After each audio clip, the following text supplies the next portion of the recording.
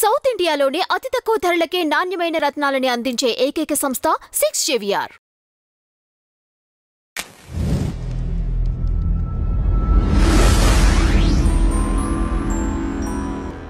Tea media ప్రేక్షకులకు స్వాగతం, సుస్వాగతం. ప్రశ్న మీది, సమాధానం నాది. ఈ శీర్షికలో మనం ఎన్నో రకాలైన ఉపయుక్తమైన అంశాల గురించి తెలుసుకుంటున్నాం. అంటే మన ప్రేక్షకులు ఎదురవుతున్న బాధలు అయితేనేమి, మరి వివిధ సమస్యలు అయితేనేమి, ఏ రకంగా అయితే వారిని తరచూ వేధిస్తున్న ఇబ్బందులు ఉన్నాయో ఆ ఇబ్బందుల నుంచి ఎంతో కొంత వాటికి ఉపశమనం కలిగించడానికి, ఇటు ఆధ్యాత్మికంగా అయితే మనం ఏదైనా మంత్రశాస్త్రం అవ్వచ్చు, తాంత్రిక శాస్త్రం అవ్వచ్చు, ఇలా ఏవైతే మనకి మన ఋషులు అందించిన దోష పరిహార మార్గాలు ఏవైతే ఉన్నాయో వాటిని మనం ఈ రూపేణ వీరికి అందించడం అనేది జరుగుతుంది. ఇక ఈరోజు మరి మనకి వస్తున్న ఒక సమస్యని పరిశీలిద్దాం. మాది నిజామాబాదు. మాకు మా పెద్దవాళ్ళు ఈ జాతకాలు అనేది లేదా మేము పుట్టిన సమయాలు అనేవి ఏవి కూడా మాకు రాసి తెలిపి ఉండలేదు. కానీ నేను మా పుట్టి పెరిగాక, అంటే ఇప్పటికి నాకు సుమారుగా 40 ఏళ్ళు, నా పేరు రామచంద్రమూర్తి, మాది నిజామాబాద్. నేను పెద్దగా సుఖపడింది లేదు. ఎప్పుడు ఏదో రకమైన సమస్య. ఇప్పుడు ఈ నెలంతా కొద్దిగా ఆర్థిక సమస్యలతో సతమతమైతే, ఇంకో నెలలో అనారోగ్య సమస్యలతో, ఇలా ఏదో రకంగా సమస్యలు అనేది చుట్టుముట్టుతున్నాయి. అయితే ఎవరికి ఏ గ్రహం ఎక్కువ బాధ పెడుతుందో తెలియదు కదా. మరి ఈ బాధ పెట్టేది ఏ గ్రహమైనా సరే, అన్ని గ్రహాలని శాంతింపజేయడానికి ఏదైనా మార్గం ఉందా, మాకు తెలియజేయగలరు అని చెప్పి ఈయన ప్రశ్నించారు. సరే, ఆయన అడిగిన ప్రశ్న అనేది, అంటే నిజానికి ఏంటంటే జాతకం మనకి తెలిసినప్పుడు, వారి యొక్క జాతకం మనకి కనుక తెలిసినప్పుడు ఏమవుతుంది అంటే కనుక ఏ ఏ గ్రహాలు వీరిని ఎక్కువగా బాధ పెడుతున్నాయో ఆ గ్రహాలకు సంబంధించిన దోష పరిహారాలు మనం సూచించడం అనేది జరుగుతుంది.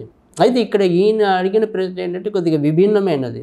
అంటే నా జాతకం నాకు తెలియదు, నాకు ఏ గ్రహం బాధ పెడుతుందో నాకు తెలియదు, అందుకని ఏ గ్రహమైనా సరే, అంటే బాధ పెట్టే గ్రహం అని కాదు, ఏ గ్రహమైనా సరే వాళ్ళ మీద ఆగ్రహం లేకుండా శాంతింపజేయడానికి ఏదైనా మార్గం ఉందా అని చెప్పి ఈయన అడగటం అనేది కూడా కొంతవరకు ఉచితంగానే అనిపిస్తుంది. ఎందుకంటే సరే, మరి అందరికీ కూడా ఏ గ్రహం అనేది మరి నిజంగానే కొంతమందికి తెలియకపోవచ్చు. కనుక అన్ని గ్రహాలు కూడా శాంతింపబడడానికి కూడా మనకి ఈ యొక్క మంత్రశాస్త్రాల్లో మన ఋషులు అందించి ఉన్నారు, నవగ్రహ ప్రకోపాన్ని తగ్గింపజేయడానికి. ముఖ్యంగా ఏదైనా సరే మనకి ఇలాంటి అలవికాని సమస్యలు చుట్టుముడుతున్నప్పుడు, ఒకటి అంటే ఇక్కడ మనం ఏదైనా సరే ఇక్కడ జ్యోతిష పరంగానే మనం ప్రస్తుతమైతే సూచించడం అనేది, ఇక్కడ ఏదైనా సరే వారికి జాతకరీత్యా ఎప్పుడైనా సరే ఇలా తరచు బాధలు ఏర్పడుతున్నాయి అంటే కనుక, మూడు రకాలుగా మనం దాన్ని బాధపడటం అనేది.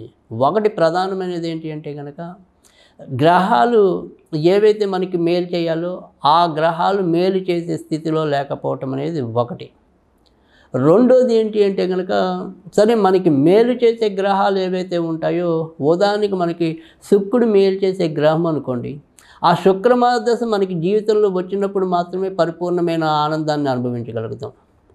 లేదంటే తాత్కాలికంగా అంతర్దశల్లో తప్ప మనకి పెద్దగా ఉపయోగం అనేది ఉండదు. ఈ అంతర్దశల్లో వచ్చేప్పటికి అది ఏడాదో 6 నెలలు 3 నెలలు వాటి యొక్క గ్రహాల యొక్క అంతర్దశలు బట్టి ఆధారపడుతుంది తప్ప పూర్తి స్థాయి మంచి కనపరచకపోవచ్చు. ఇలా అంటే గ్రహాలు సరైన స్థితిలో లేకపోవటం అనేది ఒకటి. రెండోది మనకి మేలు చేసే గ్రహాలు దశలు మనకి రాలేకపోవటం అనేది 2. ఇక మూడోది వచ్చేప్పటికి ఏంటి అంటే కనుక మనకి ఏవైతే చెడ్డ దశలు ఉన్నాయో, అంటే చెడ్డ తాలూకు గ్రహాలు ఉన్నాయో అవి మరింత బలంగా మన జాతకంలో ఉండటం. అంటే మనకి కుజుడు బాగా చెడు చేసేవాడైతే కనుక ఆయన ఓర్చలో ఉన్నప్పుడు మరింత చెడు పెరిగే అవకాశం ఉంటుంది. కనుక దుష్టగ్రహాలు నీచలో ఉన్న, చెడు స్థానాల్లో ఉన్న మనకి అది పెద్ద కష్టం ఉండదు. కానీ మనకి ఉపయోగపడే గ్రహాలు ఏవైతే ఉంటాయో అవి నీచలో ఉన్న, బలహీనంలో ఉన్న, మనకి చెడు స్థానాల్లో ఉన్న దాని ఇబ్బందులు మరింత పెరిగే అవకాశం ఉంటుంది. కనుక ఇక్కడికి మనకి ఈయన జాతకం బట్టి అర్థమవుతుంది ఏంటి అంటే కనుక ఈ మూడిటలో ఏదైనా సరే ఆయనకి వారి జీవితంలో ఆనందం అనుభవించడానికి సరైన దశలు రావటం లేదు అని చెప్పి మనకి స్పష్టంగా అర్థమవుతుంది. కనుక ఇక్కడ మనం చేయవలసింది ఏంటి అంటే కనుక ఈ 9 గ్రహాలు మనం సాధారణంగా చెప్తాం.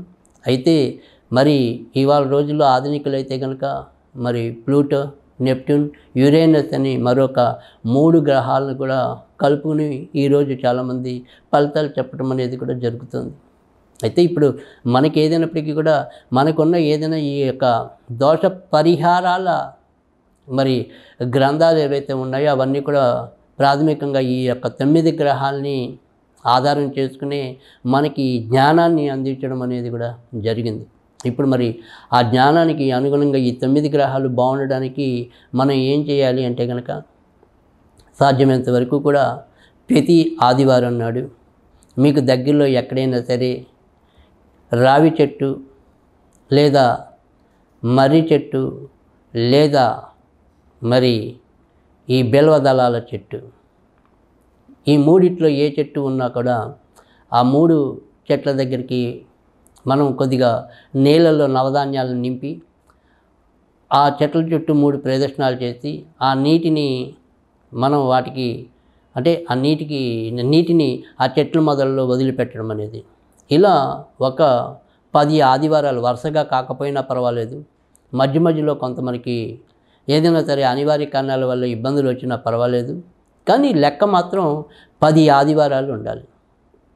అలాగే ఒకవేళ ఆదివారం కాకపోయినా మళ్ళీ శనివారం కూడా మనకు ఉపయోగం ఉంటుంది. కనుక శని ఆదివారాలు ఏదైనా ఒకసారి ఇలా 10 శనివారాలైనా సరే 10 ఆదివారాలైనా సరే మొత్తం మీద ఇలా 10 రకాలుగా అంటే 10 సార్లు మనం చేయటం అనేది ఒకటి.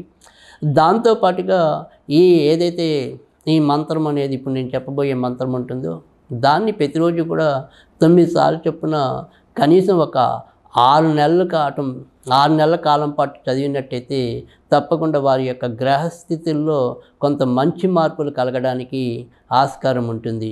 అది ఏంటి అంటే కనుక ఓం హ్రీం సర్వే గ్రహాః సోమ సూర్య అంగారక బుధ బృహస్పతి శుక్ర శనైశ్వర్య రాహువే కేతవే నమః. ఓం హ్రీం సర్వే గ్రహ సోమ సూర్య అంగారక బుధ బృహస్పతి శుక్ర శనిశ్చర రాహు కేతువే నమః. ఈ రకంగా 9 సార్లు చొప్పున కనీసం ఒక 6 నెలల పాటు చదవటం. అలాగే పైన చెప్పినది ఏదైతే నవధాన్యాలతో కూడిన నీటిని 10 శనివారాలు కానీ 10 ఆదివారాలు కానీ రావి చెట్టులో కానీ మర్రి చెట్టు కానీ మారేడు చెట్టు దగ్గర కానీ వదలటం వల్ల కూడా పోయటం వల్ల తప్పకుండా మన యొక్క గ్రహ బాధల నుంచి ఎంతో కొంత ఉపశమనం లభిస్తుందంటల్లో కూడా సందేహం లేదు.